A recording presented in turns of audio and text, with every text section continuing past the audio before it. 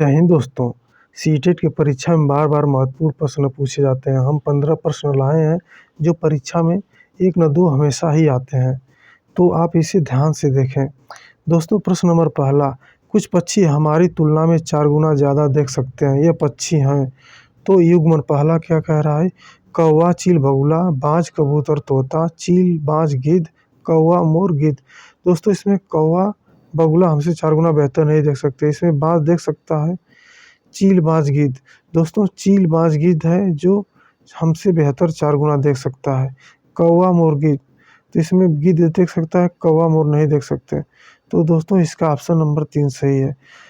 प्रश्न नंबर 2 देखा जाए, निम्नलिखित पक्षियों में से कौन अपनी गर्दन हद तक पीछे घुमा सकता है? दोस्तों, मैना नहीं है, कौवा भी नहीं घुमा सकता, कोयल भी नहीं घुमा सकती। दोस्तों, उल्लू है जो अपनी गर्दन को हद तक ज़्यादा घुमा सकता है। ये कभी कभी कोण के रूप में पूछता है, जैसे 180 डिग्री की अपनी गर्दन कौन घुमा सकता है? तो दोस्तों, उल्लू। प्रश्न नंबर 3 देखा जाए, यदि हम पक्षियों का अवलोकन करते हैं तो हम पाते हैं कि अधिकांश पक्षी अपनी गर्दन अत्यधिक हिलाते हैं। इसका कारण क्या है? दोस्तों, अत्यधिक पक्षी अपनी गर्दन अत्यधिक हिलाते हैं, इसका क्या कारण है? तो ऑप्शन नंबर पहला देखा जाए, अधिकांश पक्षी के नेत्र स्थित होते हैं। पक्षियों के क्या है? नेत्र स्थित होते हैं और घूम नहीं सकते। ऑप्शन नंबर 2, पक्षियों के 2 नेत्र होते हैं, उनके कान ढके होते हैं, वे उड़ सकते हैं। इनके नेत्र 2 भिन्न-भिन्न वस्तुओं पर फोकस कर सकते हैं। तो दोस्तों, ऑप्शन नंबर 4 क्या कह रहा है? इनके 2 नेत्र भिन्न-भिन्न वस्तुओं पर फोकस कर सकते हैं। नहीं दोस्तों, ये एक बार में ही एक किसी वस्तु पर फोकस कर सकते हैं, क्योंकि इनके आँख की जो पुतली है घूम नहीं सकती। इनके कान ढके होते हैं, वे उड़ सकते हैं। दोस्तों, ये कोई लॉजिक नहीं है।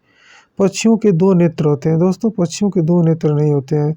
इनके नेत्र हमारी आँख की पुतली की तरह घूम नहीं सकती, वो स्थिर होती है। इसलिए ऑप्शन नंबर 1 सही है। ऑप्शन नंबर 1 सही, क्योंकि इनकी आँखें स्थिर होती हैं, हमारे आँखों की तरह नाचती नहीं है। नीचे दिए गए प्रश्न नंबर 4 देखा जाए, सभी जानवरों में से निम्नलिखित में से विशेषताएं पाई जाती है।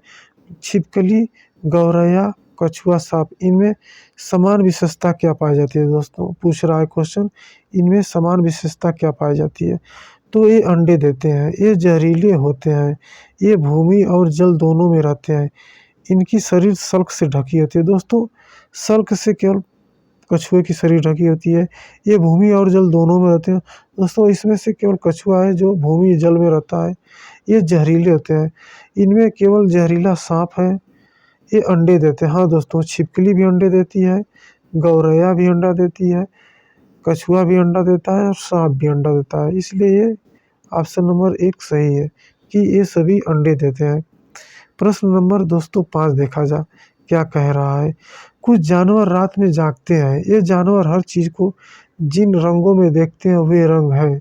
तो दोस्तों, वे रंग कौन से हैं?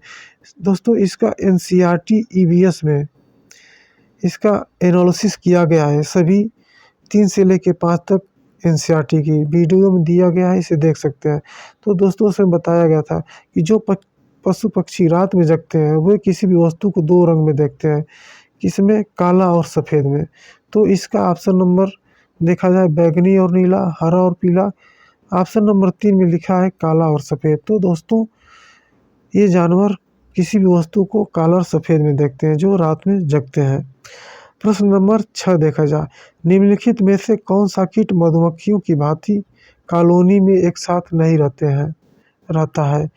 दोस्तों, जैसे मधुमक्खी छत्ते बना के कॉलोनी के रूप में रहते हैं, जिसमें एक रानी मधुमक्खी होती है, बाकी कर्मचारी होते हैं और सैनिक मधुमक्खी होते हैं। उसी प्रकार ततैया भी कॉलोनी में रहता है, दीमक भी कॉलोनी में रहता है, चींटी भी कॉलोनी में रहती है।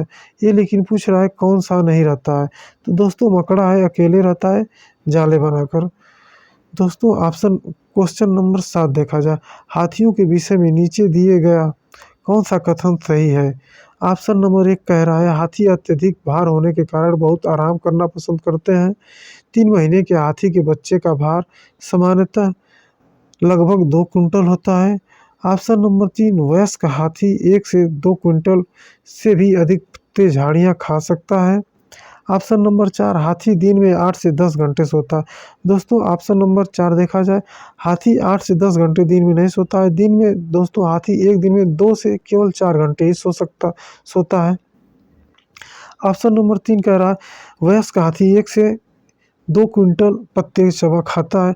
नहीं दोस्तों, वयस्क हाथी केवल 1 क्विंटल लगभग पत्ते खा सकता है, ये भी गलत। तो ये दोनों गलत हैं। ऑप्शन नंबर 3 कह रहा है, 3 महीने के हाथी के बच्चे का भार सामान्यतः 2 क्विंटल होता है। हाँ दोस्तों, एक हाथी के 3 महीने के बच्चे का वजन 200 केजी होता है, यानी कि 2 क्विंटल होता है। तो ये ऑप्शन नंबर 2 सही है। हाथी अत्यधिक भार होने के कारण बहुत आराम करता है, ये भी गलत है। तो इसका ऑप्शन नंबर 2 सही है कि हाथी के बच्चे 3 महीने का है तो उसका वजन 2 कुंटल या 200 केजी का होता है। प्रश्न नंबर 8 देखा जाए दोस्तों, कह रहा है टैडपोल किसके जीवन का प्रारंभिक अवस्था है। तो दोस्तों टैडपोल, जैसे हमारे इंसानों में भ्रूण बाल्यावस्था, उसी प्रकार इसका पूछ रहा है। भ्रूण हमारे यहाँ प्रारंभिक अवस्था, उसी प्रकार इसमें पूछ रहा है टैडपोल किसका है। तो ये ध्रुवी भालू का नहीं दोस्तों, टारपीडो का नहीं, मछली का नहीं, ये है टैडपोल मेढक का जीवन का प्रारंभिक अवस्था। प्रश्न नंबर 3 देखा जाए, निम्नलिखित का अध्ययन कीजिए। कौवा पेड़ की ऊंची डाल पर अपना घोंसला बनाता है। इस घोंसले को बनाने में कई प्रकार की चीजें, यहाँ तक कि लकड़ी की शाखाएं और लोहे के तार भी होते हैं। एक चालाक पक्षी, यहाँ पर दोस्तों बच्ची आ गया, एक चालाक पक्षी है जो अपना घोंसला नहीं बनाता है और कौवे के घोंसले में अंडे देता है। बेचारा कौवा अपने अंडे के साथ इन अंडों को भी सेता है। यह पक्षी कौन सा है? तो दोस्तों पक्षी आप लोग जानते हैं इसे, कलचीड़ी है, बसंत गौरैया, कोयल, शकर, खोरा। दोस्तों कोयल है जो कौवे के घोंसले में अंडे देता है, तो कोयल सही है। क्वेश्चन कई बार आ चुका है, तो इसे गलत ना करें। इसे क्वेश्चन गलत करेंगे तो क्या ही रहा। बगुला भैंस पर बैठता है। प्रश्न नंबर 10, तो क्यों बैठता है? बगुला तथा भैंस से सहजीवी का संबंध है। बगुला मनोरंजन के लिए भैंस पर बैठता है। भैंस बगुले को एक स्थान से दूसरे स्थान तक ले जाने में मदद करती है। बगुला भैंस को डराना चाहता है। तो दोस्तों ऑप्शन नंबर 4 कह रहा है कि डराना चाहता है। नहीं दोस्तों, ये कोई लॉजिक नहीं है। भैंस बगुले को एक स्थान से दूसरा स्थान, कौवा आत्मनिर्भर है, इसको जाने के लिए कोई सवारी की जरूरत नहीं है, तो ये भी गलत। बगुला मनोरंजन के लिए बैठता है। नहीं दोस्तों, मनोरंजन के लिए नहीं, इनमें सहजीवी का संबंध है। ऑप्शन नंबर 1 कह रहा है बगुला तथा भैंस से सहजीवी का संबंध है, इसलिए वो हम देखते हैं। प्रश्न नंबर 11, निम्नलिखित में से किसकी सुनने की शक्ति इतनी तीक्ष्ण होती है कि वह वायु से पत्ते के हिलने की ध्वनि और घास पर किसी जानवर के चलने की ध्वनि में अंतर कर सकता। दोस्तों ये भी एनसीईआरटी में इसके बारे में बात की गई है। तो बाघ है जो जंगल में अपने शिकार या पक्षी या पेड़ से हिलने वाले पत्तियों की ध्वनि को अलग डिफरेंट कर सकता है, और घास पर या मैदान पर चलने वाले जानवर के अलग डिफरेंट कर सकता है। तो ये बाघ है दोस्तों, ऑप्शन नंबर 1 सही। प्रश्न नंबर 12, एक कोशिकीय सूक्ष्म जीव है। तो दोस्तों स्पाइरोगाइरा, विषाणु, पैरामीशियम, हाइड्रा। इसमें दोस्तों पैरामीशियम एक कोशिकीय सूक्ष्म जीव है, जैसे अमीबा। अमीबा भी एक कोशिकीय है। कवक भी एक कोशिकीय होते हैं। नीले हरे शैवाल जिसे कहते हैं।